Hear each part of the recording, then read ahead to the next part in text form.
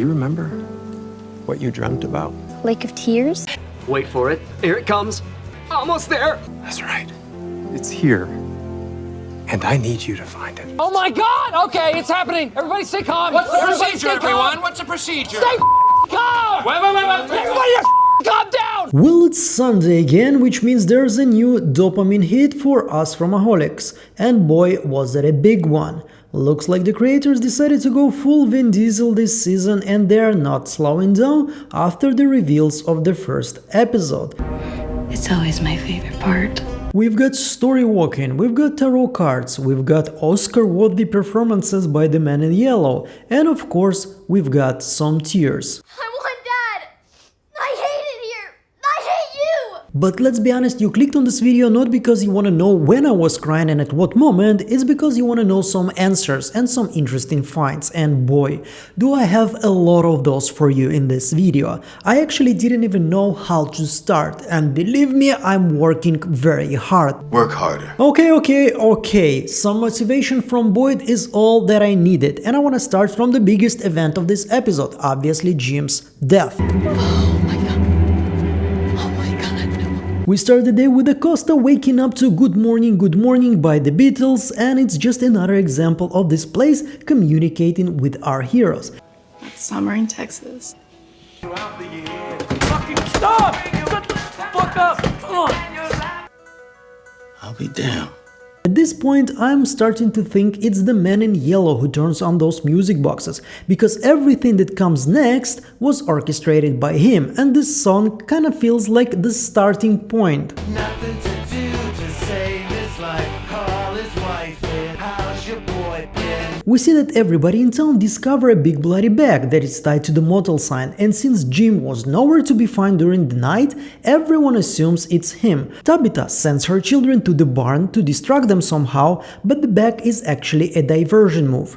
And inside of it is a goat. Jim's body, however, is in the barn, which will traumatize those kids for life. Yeah, there's probably not enough money in the whole world to cover those ring bills. And during those gruesome scenes, us from detectives kinda noticed two very interesting things. First of all, when we last saw Jim, his stomach was pretty intact. The man in yellow ripped his throat out, but nothing to do with his stomach, and here we can see that there is a big wound there, and it looks like his insides were taken out or eaten. But the most important detail here is obviously the pose in which Jim was found. If you remember in episode 9 season 1, when Tabitha is sleeping, she's having a vision that she's in the lighthouse and she's seeing Jim being hanged by his legs to the ceiling, screaming at her. He is also trying to grab a flashlight, which can symbolize the halo that you can see on the tarot card, the Hanged Man. Jim's pose here is actually a direct reference to a tarot card, Hanged Man. And if you go to a quiet room, close your eyes and focus, you can almost hear somewhere Taryn Mataro dancing and singing. Because the tarot card theory is a very fan favorite theory for already a lot of years, and it was actually created by Taryn Mataro, who is the author of the Summoner series, but he is actually a very big figure in Fromily with his tarot card theory. And we had already mentions of tarot card. This is not the first time. If you remember in season 3, Tilly was trying to do a tarot card reading for Fatima, but she was stopped by one of the crows because probably she was about to reveal something that Fatima is not supposed to know yet. You want to know if your baby's all right? These here are going to tell us. These things played a pretty big role in my life at a pretty critical juncture. Those cards told me about this place. Not in so many words, but the signs were all there if I'd known how to read them. See what the cards have to say. It's also important to mention that this moment of a crow breaking a window was actually spoiled to us in episode 9 of season 1 in Victor's drawings, once again signifying that this story repeats itself over and over again. This once again raises suspicions about Tilly. Even though she died, from her first moment in Fromville she kinda was behaving a little bit weird, and we remember that one of the things that she said to Jim is that she was going somewhere to put some money to bet on horses, on ponies. Where were you headed? The racetrack. He's going to bet on the ponies. At this point, I wouldn't be surprised that Tilly was there to bet on ponies, ponies being our heroes, playing in the game which they are not even know they are part of. I like this game. But I want to play. Adding to the game theory and to the tarot cards theory is of course a lot of mentions and a lot of cards that we have somewhere in the background during the TV show. For example, when Tabitha was going up the lighthouse in the end of season 2, we can see some playing cards. And when Megan, the girl from episode 1 season 1, was murdered, we can also see some cards playing there. One of them is actually being "You missed your turn." So it's kinda for her, she missed her turn because she is dead, you know. Now, honestly, I'm still not entirely convinced that the tarot card theory is the correct one, because it's very complicated and I just don't see the way for the creators to explain it to the general audience so that everybody will understand.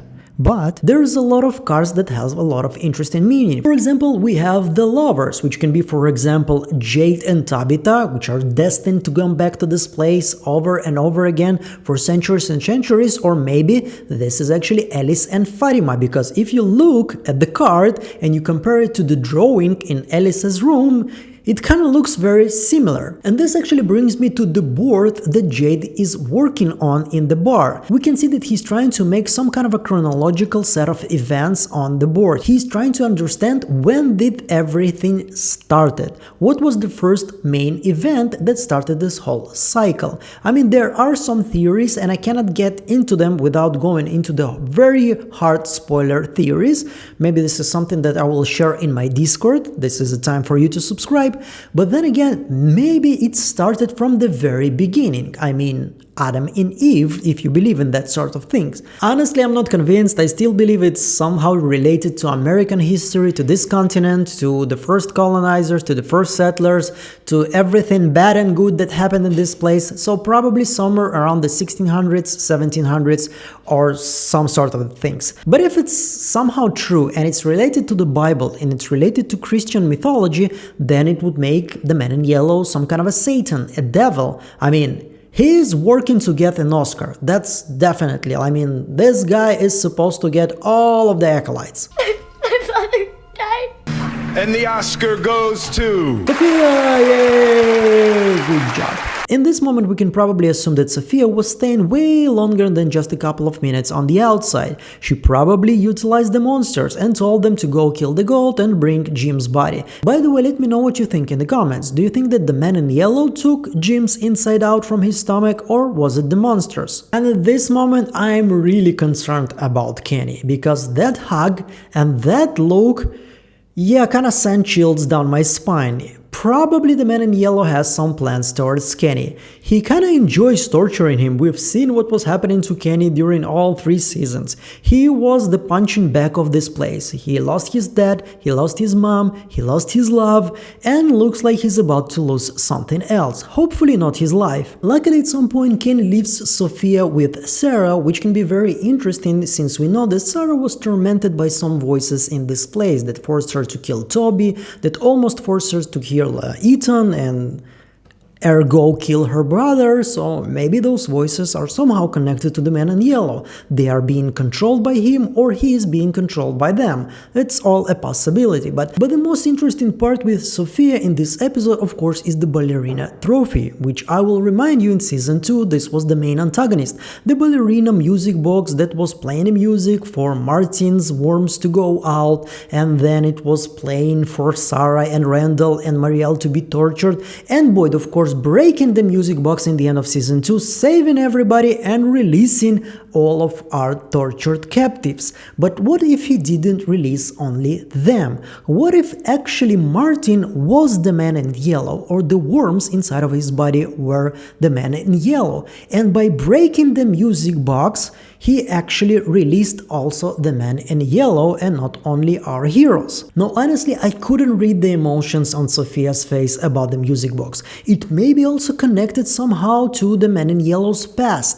We kind of know that eventually Boyd will be able to find some kind of a wedding ring with the infinity symbol, and we know that the Man in Yellow used to be young and handsome and happy, etc. We have the drawing by Miranda and we have the drawing by Victor. And since we're talking here about Miranda's drawings of the Man in Yellow, did you notice that in the drawing he has some kind of a scar, bloody scar on his neck?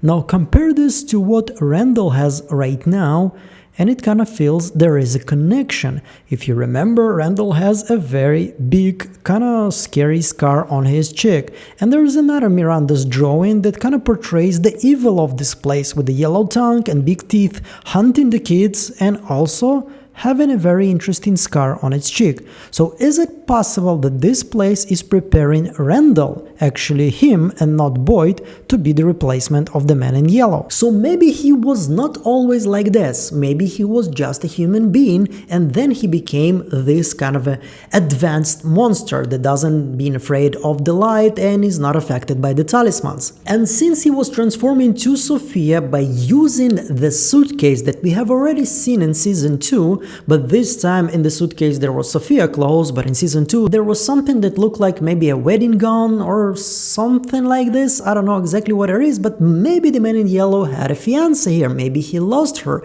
maybe this is something that made him go insane and become part of this place. There's a lot of maybes here and it's a speculation, and as soon as I don't have enough evidence and enough facts to build my theories on, I start to fantasize, so stop me here and let's move on. Now I mentioned the infinity symbol, and coming back to tarot cards, we know that on 2 tarot cards there are 2 characters that have those infinity symbols on top of their head. Now we already got a confirmation from the Man in Yellow that the story repeats itself. You remember him saying that this is his favorite part. I'm sorry you won't be here to see what comes next. It's always my favorite part. I mean, duh, logically, of course, if it's your favorite part, it means you already experienced this part before, so it means the story repeats itself. But then again, we noticed many times that the story, even though it repeats itself, it's kind of different. I mean, Victor and Ethan pretty much the same character in the story, but Victor is somehow still alive. The first time I saw him was right before the 2 cars came. And we also know that Victor remembers the 2 first cars arriving in his cycle, which means he was not in one of them. So there is a lot of similarities between the stories that we see right now, but there is also differences. So it kind of made me think, what if the story is not being written or being told, but the story is being actually described by the tarot cards? You need to unfold them, and every time you unfold them, there is something new. Even though the characters, the tarot cards are always the same, the way you unfold them is always different. Now this moment I actually want to come back to the bar and to Jade's drawings. And why? Well, because Acosta is annoying. Annoying as hell. In this episode, as you have seen already by yourself, she steals the ambulance and she starts to go in the circles, kinda reminding us that this place will not let you go out, never. If you drive down the road, no matter how straight you drive, you will somehow go back to this place. And Acosta is saying something at this moment that kinda caught my attention. Just go round and round? Go round and round. It's like, na na na na na, go round and round, round and round, round and round. Sorry, I know I'm not a singer, but then again, we have a merry-go-round in this place, which from the intro we know supposed to be important, and even the boy in white was calling for Victor during the massacre, like, come, join me on the merry-go-round. There's more! There's also Miranda's drawing of some kids playing the merry-go-round. There's more! Now we have a drawing in the bar of the 7 sacrificial stones made by Jade. In the middle of them there's this usual symbol that Jade sees everywhere, but this time he kinda drew it very similar to merry-go-round. Hang on to your seat, baby, cause this one's a screamer! Yeah, also the title of the next episode is Merrily We Go. Probably has something to do with the merry-go-round. And yeah, almost forgot, in the trailer on Miranda's map there is this symbol that looks a lot like a drone view of the merry-go-round from the app. So yeah, probably the merry-go-round has some very big role in the original curse. Probably the Ankuyu children were used to play on this merry-go-round, they somehow connected to it, maybe even taking this experience, this game, again, we have this children's game, going back to the behavior of the monsters and cards and everything, this is all a game, it was somehow also implemented in the curse that made this place closed from the outside world. Victor, you in here? Now, speaking of children, it's criminal how little they give us Victor this season. Hopefully they will compensate us in the upcoming episode. This time we have just a little bit longer scene with him and Henry than the previous episode, but still very short one. And it's not that much of a significance for us, people who try to find clues, but there is something interesting here. I kinda noticed that there is something red in his pocket when he's talking to Henry, which kinda made me to believe that this is probably Eloise's toy that he found in season 2. Now, if you remember, this toy kinda looks like a lot like the symbol on the talisman and the structure next to the village that Jade destroyed to save Christy. Just look at how they're positioned.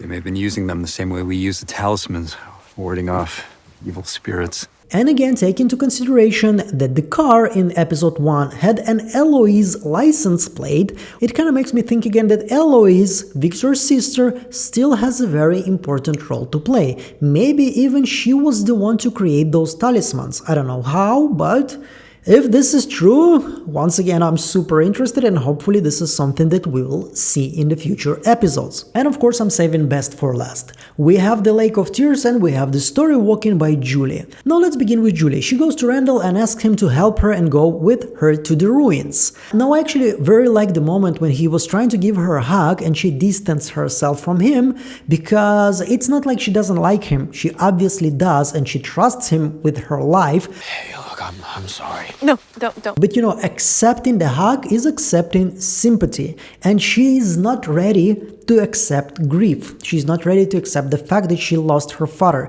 She's there to fight. So those kind of really interesting small moments make me, you know, really appreciate the writers. They know exactly what they're doing and they know every character very well. And after 3 seasons, I can honestly say I started to watch this TV show only for its mysteries, but now I'm pretty much connected. I thought I wasn't, by the way. I thought I wasn't, but season 4, I was crying with Boyd, I was crying with Ethan, I was feeling terrified, I felt the pressure and tension when they were opening the bag, even though I knew exactly what's gonna happen. This season looks like, you know, based on only 2 episodes, is about to be the best one yet by far. Like with a big difference between the first 3 seasons. But of course, we finally got an answer to one of our biggest questions. Does Marielle and Randall have the same powers as Julie? Because she kind of discovered those powers after she was trapped in the mirrored location of those ruins in Martin's chamber. With her, as you know, were Randall and Marielle. And now we can see that Randall going to these ruins, even though he is terrified. You can see it on his face. This place gives him the creeps. He is still not experiencing the same story walking abilities, which means that Julie is special. And why she was chosen to be that special, I don't have an answer for you yet, which kind of looks like we're gonna get those answers in this season. Now, also what's interesting here is that if you remember, when Julie story walked the first time, she traveled to the same location, to the same ruins, just in a different part of the history, when they were not ruins yet. And I kind of always assumed that she will be able to travel only to the mirrored location of these ruins, and then through the caves she will be able to go to different locations. But then we can see that this is not the case. She just goes to the ruins, and apparently the ruins probably send her somewhere that she's supposed to be or supposed to learn something. Now Julie is traveling to the events of episode 9 season 2, when Jim, Donna, Randall and Boyd were trapped in the RV, surrounded by monsters that for some reason were pretty scared to come closer, because there was something that was pushing from under the ground and it made the lights flicker and it appeared the number 47 on the radio, which from my previous review you know is a very important number in this place. And we can see that they recreated the scene almost in identical manner, even though we have a couple of new moments. We have Jim opening the window and feeling like he heard somebody's calling for him, which is kind of weird. Julie was screaming pretty hard and it's really suspicious that he wasn't able to hear her. Maybe it's once again connected to the fact that you cannot change the story. There's no way to change a story once it's been told. No one can change a story. once it's been told. But the most important part is they added the lunch lady monster that was not originally there in the scene. And the explanation for this change is that they needed somebody to attack Julie, somebody not to be present there in the original moment, but to actually terrorize Julie, and this kinda still drives me crazy. If you cannot change this story, if once it's been told you cannot really change it, what is even the point of story walking? Like, they added this to the script, so it's supposed to bring us something. Is it only information, or Julie will be able to find a way to change this story? I hope so a lot. I'm usually not a big fan of Deus Ex Machina, but whatever way they will find to bring Jim back, I will be on board. I need Ethan to have his father back, because this last conversation in the end of the season completely broke me. This hug, the way Jim was looking at him, the way he was reminding him about their conversation in the RV when he told him not to blame himself for what happened to Julie. As a father to a son, it completely shattered me. But it also kind of reminded me that one of the biggest themes of this TV show is that there is life after death. This is not the end. The fairies are coming from the Lake of Tears, right? They're gonna make him better. Sorry, buddy. Norman's dead. When you're dead, you're gone. Will we get to see Thomas again? What? If we die, will we get to see Thomas again? Yeah, we will. Grandpa too? Grandpa too. Maybe it won't be so bad then. Are you afraid of dying? Sure.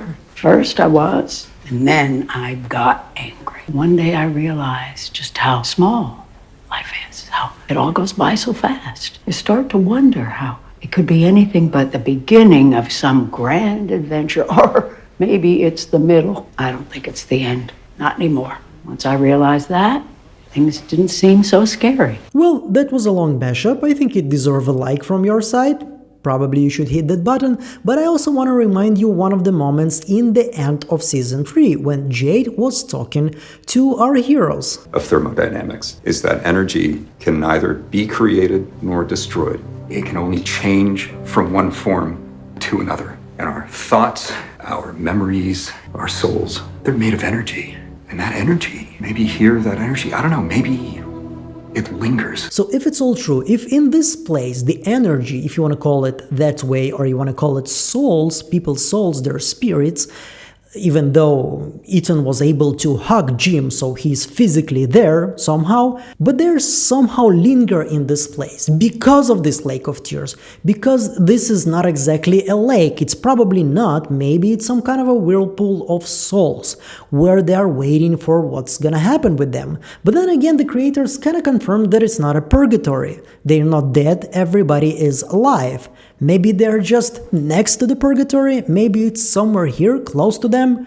I kinda willing to bet my money that in order to get to the Lake of Tears, you need to pass the tree with the spiders. It looks like a very strong protection for this place. Now, if you've been watching my videos, I actually have a theory that the license plate of the pastor with the sign Stars Fell On is actually related to the meteor shower of 1833, which kind of was a very significant event in this period, both spiritually and scientifically. And maybe, as one of you suggested in my comments, you know, the Lake of Tears is actually a lake with the mirrored vision of, you know, meteors falling down the sky. So if you look at the lake, you can see a lot of different tears/meteors falling, and it kind of gives you this feeling that this is a Lake of Tears. Maybe this is also an explanation. Maybe this was the prime event. Maybe it all started during a meteor shower, which is obviously for the old people is a very significant mystical and magical event. But the most important thing for me in the whole Lake of Tears concept is that now we have sort of a confirmation that whatever is written in the Chronological has a lot to do with what's happening in Fromville. Now I know there are theories that Ethan is the one who created this place. I hope not. God, I hope not, but this is probably your cue to rewatch the first 3 seasons and learn everything you can about the Chronological. And the reason why Jim is sending Ethan to the Lake of Tears is probably most likely this is the place that will allow you to escape Fromville. Now, because there is a lighthouse in this place in Fromville, we all theorized that the way to leave this place to escape is actually through water on a boat of some sort. That thing that was talking to me, telling me to give up. That thing, whatever it was, it sure as hell wasn't my wife. So what are you? I'm afraid I can't answer that for you, Boyd. Then yeah, what if this is not actually Jim? What if this is actually something else? I kinda hope not, because the connection they had together with Ethan really warmed my heart. And another question that raises itself from this scene is, where is Jim looking at? Dad, what's happening? He's always looking at something, like somebody is talking to him, like he is listening to somebody that Ethan cannot see. Is it the boy in white? Is it some other force that basically gave Jim those couple of minutes and couple of seconds to talk to Ethan?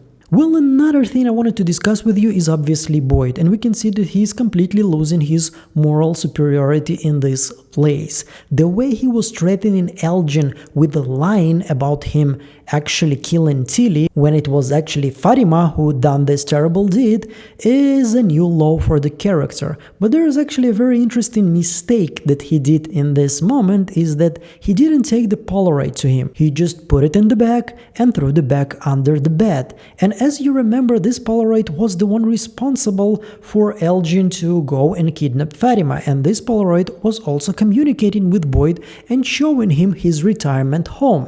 So I don't know about you, but for me it feels kinda dangerous to leave Elgin one-on-one with the same Polaroid that already created a disaster. Now this is it for the video. You're more than welcome to check my merch. Some of it is from Related, so I'm pretty sure you will enjoy it, and I'm 100% sure that I missed some details. So there's gonna be a lot of different From videos in this channel. I'm trying to release a video on a daily basis. I'm not trying to milk something that it's not there, but this season is giving us a lot of food for thought.